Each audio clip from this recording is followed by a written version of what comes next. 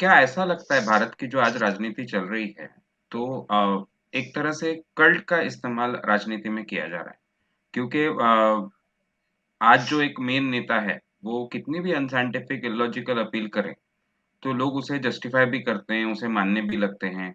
उसको मास सपोर्ट भी मिलता हुआ दिखता है, जैसे कोविड के वक़्त में लोग ताली या थालियाँ बजाने लगे वगैरह या दिए जलाने लगे। तो कई लोगों को तो ऐसा भी लगा इससे कोरोना भाग जाएगा। तो क्या एक तरह से एक पर्सनैलिटी कल्ट या नेता का कल्ट हम एक्स और या नहीं तो क्या हो रहा है देश में? ऐसा क्यों लोग इतना सपोर्ट कर रहे हैं एक नेता को? अनूप अग्रवाल इनका सवाल जी अनूप जी, इसमें बात ऐसी है कि हमारे देश में हमेशा पर्सनैलिटी कल्ट को महत्व दिया जाता है। मैंने एक सवाल के जवाब में जब जवाब दिया था कि हमारे देश में हमेशा हम एक भगवान की राह देखते हैं कि भगवान जैसे धर्म को ग्लानि आती है तो भगवान जन्म लेते हैं। इस बात की संभावना या फिर इस बात की धारणा हमारे मन में कूट-कूट कर भरी होती है। मैं आम इंसान के बारे में बात कर रहा हूँ, भारतीय इंसान के बारे में। वो हमेशा किसी एखादे अवतार की राह देखता है और जब भी कभी किसी में वो प्रतिमा वो देख पाएगा तो सही में वो मानकर चलता है कि यही हमारा भगवान है, इसने जन्म लिया है और ये अभी हमारे सभी प्रॉब्लम सॉल्व करने वाला है। गांधी जी के बारे में वो हुआ था, जयप्रकाश नारायण के बारे में वो हुआ था। ऐसा बार-बार हमारे देश में होते रहता है। हमने थोड़ा समय तक अन्ना हजारे में भी यही देखने की कोशिश की थी।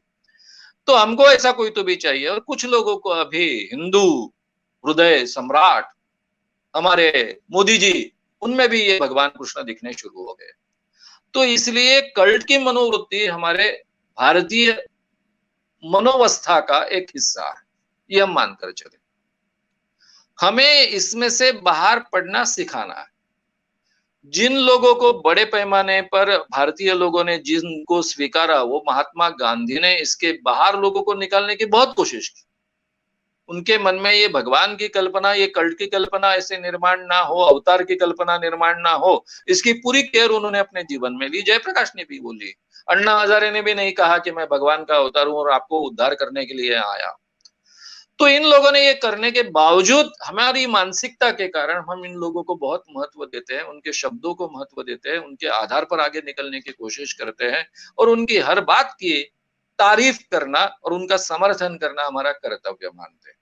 तो कुछ लोगों के लिए ये कल्ट का हिस्सा है। इसको आप कल्ट कहिए, अवतार की संकल्पना कहिए, मानसिकता कहिए, जो कहना है कहिए, ये फैक्ट है। लेकिन इस कारण लोकतंत्र का बहुत नुकसान होता है।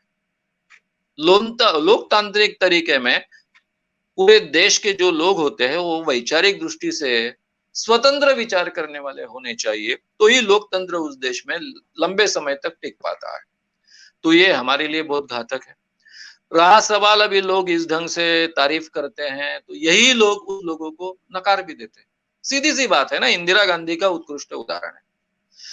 71 का युद्ध होने के बाद में 71-72 का युद्ध होने के बाद में बांग्लादेश स्वतंत्र हुआ। बांग्लादेश स्वतंत्र होने के बाद में इंदिरा गांधी को अपने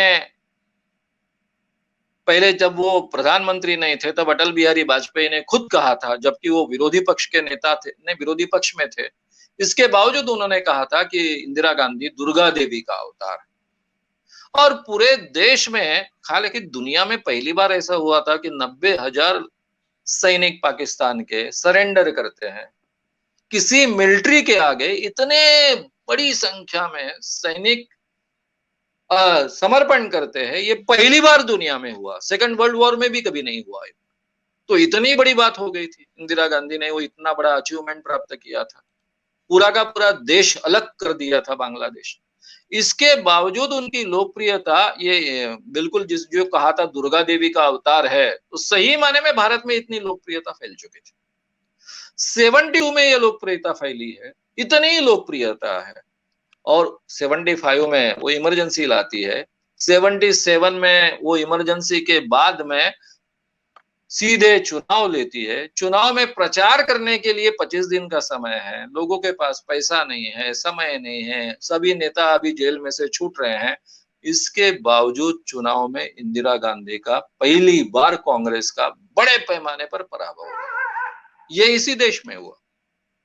तो जिन लोगों को ये लोग बहुत लोकप्रियता देते हैं, बहुत मानते हैं, उसको अपनी जगह दिखाने का भी काम करते हैं, ये भारत ने सिद्ध किया है। जिस दिन उनको लगेगा कि हमारी अपेक्षा के जो अपेक्षा हम इस व्यक्ति से रखते हैं, उस अपेक्षा के लायक ये व्यक्ति नहीं है, उस दिन इंदिरा जैसे ही वो उनको एकदम से नीचे गिरा देंगे। ये भी सामर्थ्य भारतीय लोगों में है।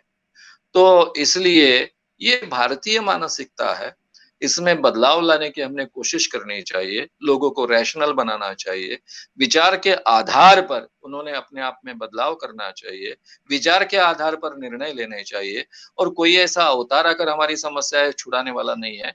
हमको ही समस्याएँ छुड़ाने के लिए, समस्याओं का समाधान प्राप्त करने के लिए, वो सॉल्व करने के लिए प्रयास करने चाहिए। ये विचारधारा उनमें पनपने के लिए हमने कोशिश करनी चाहिए। ये सब आगे की बातें हैं, लेकिन फैक्ट्स है आज हमारी मानसिकता इस ढंग की है, इसलिए इसको हम महत्व देते हैं।